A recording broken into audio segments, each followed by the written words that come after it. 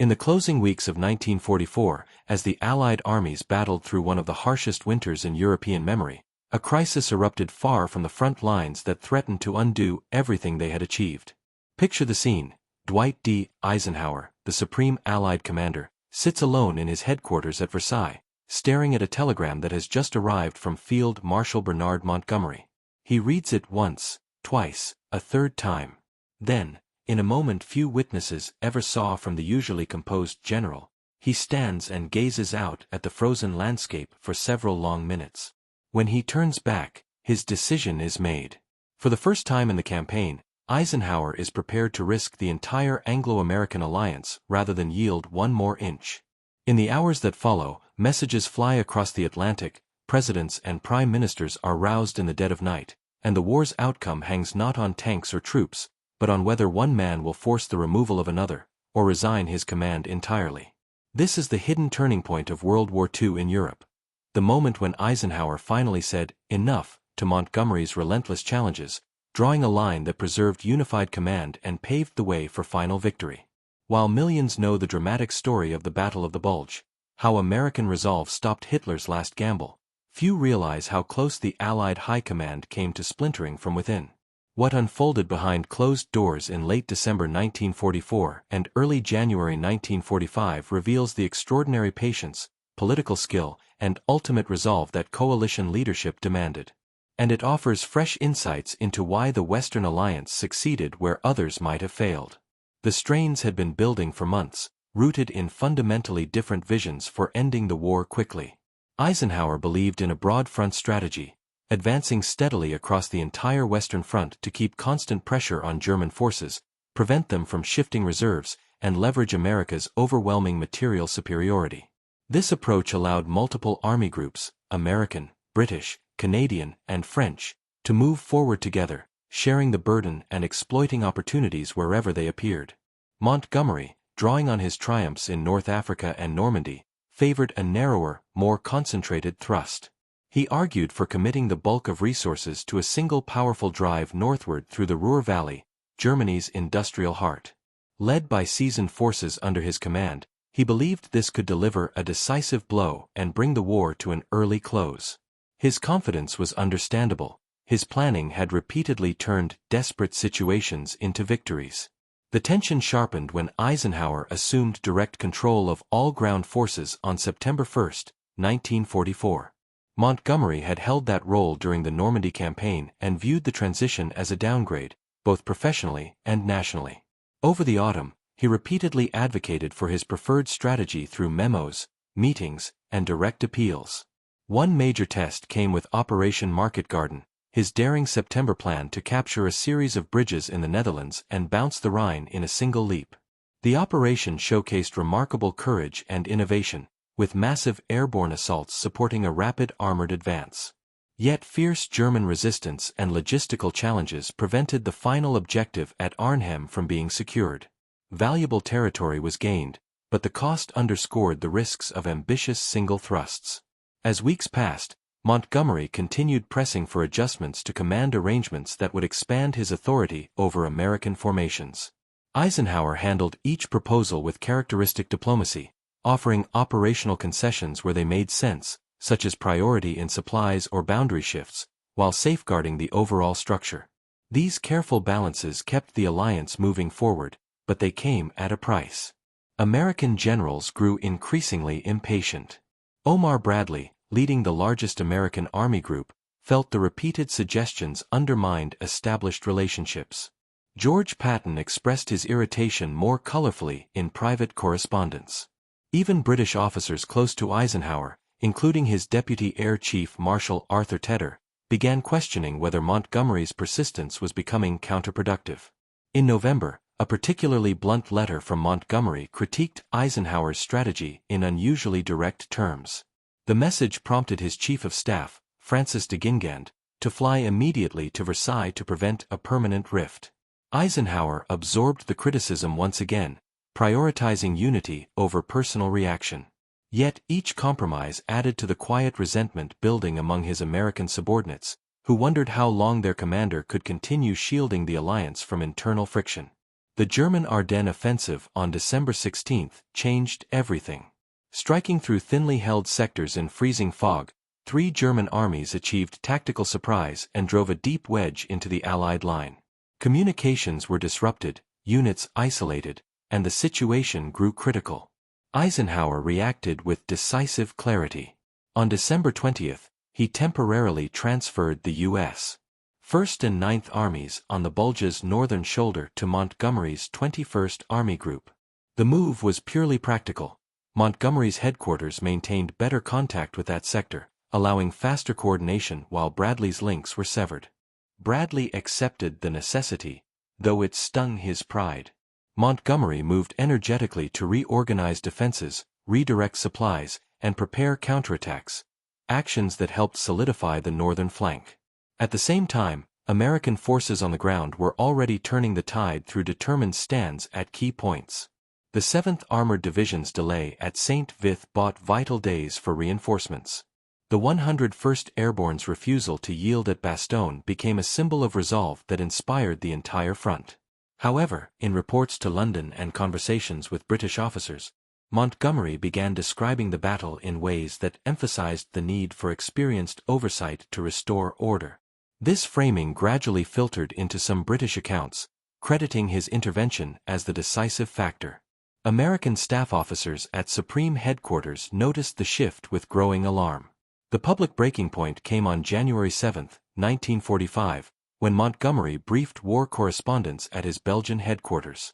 Speaking at length and without notes, he called the engagement one of the most intricate he had managed. He praised American soldiers generously and reaffirmed his loyalty to Eisenhower, yet his emphasis on personal direction and British resources left a clear impression. He had stepped in to steady a faltering situation. News of the conference reached Versailles swiftly. Eisenhower's aides recorded a rare flash of deep anger, though he quickly channeled it into restrained messages urging discretion to protect Allied harmony. His intelligence chief, Kenneth Strong, later reflected that Eisenhower's forbearance bordered on extraordinary.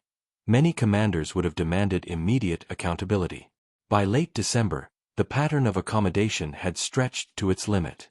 Senior American leaders quietly questioned whether endless patience served the greater goal. The coalition's strength rested on mutual trust, and repeated challenges were eroding it from within. Then, on December 29, Montgomery sent a new communication that crossed every previous boundary. It proposed a complete overhaul of ground command structure, consolidating full operational authority under a single ground forces commander overseeing the entire front from Switzerland to the North Sea. The implication was unmistakable, and the message carried a clear alternative. If not accepted, the issue would be elevated to political leaders in both capitals. To Eisenhower, reading those words in the fading winter light, this was no longer a strategic debate. It was a direct challenge to the unified command he had worked tirelessly to maintain. After months of careful bridge building, he recognized that further concession would reduce his role to that of a figurehead. In that quiet moment, he drafted a response unlike any before, firm, unambiguous, and prepared to force a definitive choice at the highest levels. The chain of events that followed, urgent consultations in Washington, decisive interventions in London, and Montgomery's rapid reversal, would resolve the crisis in less than 48 hours. But the outcome would reshape relationships at the very top of the alliance and reveal the true steel beneath Eisenhower's diplomatic exterior. How did the highest authorities on both sides respond when confronted with this ultimatum? What price did unity exact in personal and professional terms? And why does this overlooked episode matter for understanding the final road to victory? The answers lie in the dramatic hours ahead, where leadership was tested not by enemy fire, but by the courage to risk everything for principle. In that pivotal moment at Versailles, Eisenhower did something unprecedented. He called for his Chief of Staff, Lieutenant General Walter Bedell Smith, and began drafting a message that laid bare the gravity of the situation.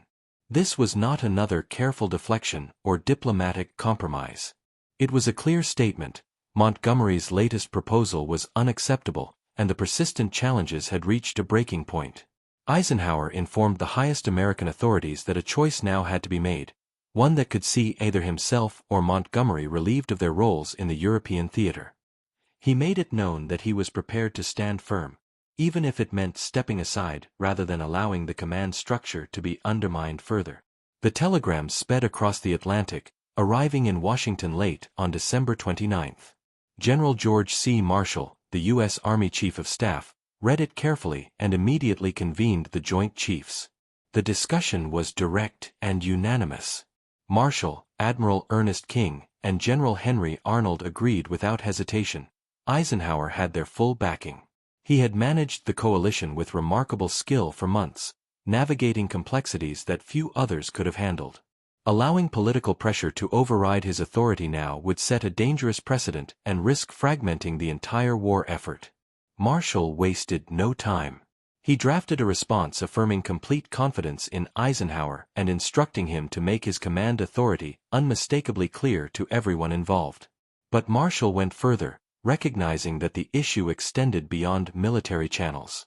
That same night, he briefed President Franklin D. Roosevelt at the White House. The president's reaction was straightforward and resolute. Eisenhower remained in command, and any challenge to that would not be tolerated. Roosevelt directed that the position be communicated firmly to British leaders. The alliance thrived on equality and mutual respect, not unilateral demands. In London, the American stance arrived at 10 Downing Street in the early hours of December 30th. Prime Minister Winston Churchill, roused from sleep, grasped the seriousness immediately. He understood the realities of the partnership at this stage of the war. American forces now outnumbered British and Canadian combined on the Western Front. U.S. industry supplied the vast majority of equipment, fuel, and logistical support that kept the armies advancing. Pushing back aggressively on Eisenhower's behalf could strain, or even fracture, the coalition at a moment when unity was essential for the final campaigns ahead. Churchill consulted swiftly with Field Marshal Sir Alan Brooke, the chief of the Imperial General Staff and a longtime supporter of Montgomery's tactical views. Brooke argued that Montgomery's strategic points had merit, even if his approach lacked finesse. Churchill, however, focused on the larger picture. Regardless of tactical debates, attempting to force a superior officer's hand through threats amounted to insubordination. Defending it now would cost far more than it could gain. By morning, Churchill had composed a message to Montgomery that was courteous yet unequivocal. The proposal must be withdrawn immediately, and full support for the existing command arrangements reaffirmed. Preserving the alliance took absolute priority.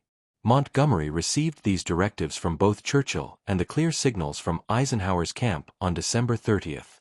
His chief of staff, de Gingand, had already sensed the shift in momentum and urged a quick retreat. Montgomery, recognizing the miscalculation, he had overestimated his leverage in a partnership increasingly dominated by American resources, acted with uncharacteristic speed. His reply to Eisenhower arrived the same day, striking a markedly different tone.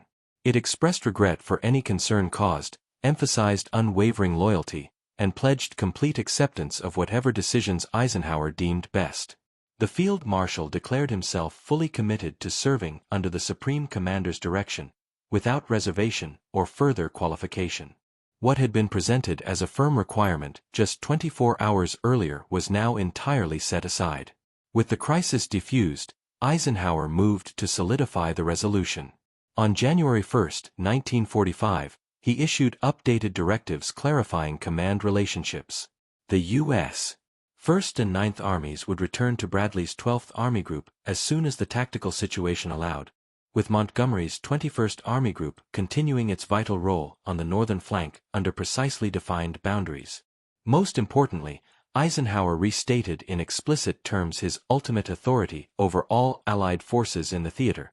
His decisions on strategy and structure were final. The change in atmosphere was immediate and profound. Staff officers noted that Montgomery's communications shifted from assertive proposals to straightforward operational updates. Where previous requests might have prompted negotiation, they now met with clear expectations of compliance. The era of constant accommodation had ended, replaced by a structure where authority flowed unambiguously from the top. Personal relationships bore the marks of the confrontation. Eisenhower and Montgomery maintained professional coordination through the war's remaining months, attending planning sessions, aligning objectives, and ensuring smooth execution of the advance into Germany. Yet the easy camaraderie of earlier days vanished. Informal invitations to discuss matters over dinner gave way to focused, businesslike meetings. Observers close to both men remarked on the cooling of what had once been a functional, if strained, partnership. American commanders, by contrast, expressed quiet relief and renewed admiration for Eisenhower. Bradley wrote personally to thank him for the firm stance, noting how it honored the efforts of troops across the front. In later reflections, he described the episode as the moment Eisenhower fully embraced the weight of supreme command, setting aside the endless balancing act in favor of decisive leadership when it mattered most. This hidden crisis illuminates deeper truths about Eisenhower's style that are often overshadowed by his reputation as the great coalition builder. He was indeed a master of diplomacy, willing to compromise on details to keep diverse nationalities and personalities aligned toward a common goal. But the events of late December 1944 reveal the limit to that patience, a core of resolve that emerged when the foundation of unified command was threatened. He proved willing to risk personal position and even temporary alliance strain to protect the principle that one leader must hold final authority in a multinational effort. Montgomery, for his part, adapted to the clarified structure and continued contributing effectively to the victory. His forces played key roles in clearing the Rhine approaches and advancing across northern Germany. Yet the episode served as a reminder that even the most accomplished commanders operate within a larger framework, especially in coalition warfare. Looking back, this overlooked confrontation did more than resolve an internal dispute, it strengthened the alliance for the challenges ahead. With command authority unambiguously established, planning for the final offensives proceeded with greater clarity and trust. The broad front strategy Eisenhower championed could now unfold without constant second-guessing, allowing Allied armies to cross the Rhine, encircle the Ruhr, and drive toward the heart of Germany in a coordinated surge. In the end, the day Eisenhower stood unyielding against Montgomery's challenge was not a moment of division, but one of quiet reinforcement. It transformed coalition warfare from a delicate experiment in compromise into a proven system with clear boundaries and mutual accountability. That firmness, exercised behind the scenes amid the snows of 1944, helped ensure the swift and decisive conclusions so many celebrate today. And it leaves us with a thought-provoking question. In any great endeavor involving partners with differing priorities, when does patience become strength, and when must it give way to principle? Eisenhower's answer in those critical hours helped shape not just the end of World War II, but the possibilities of international cooperation that followed.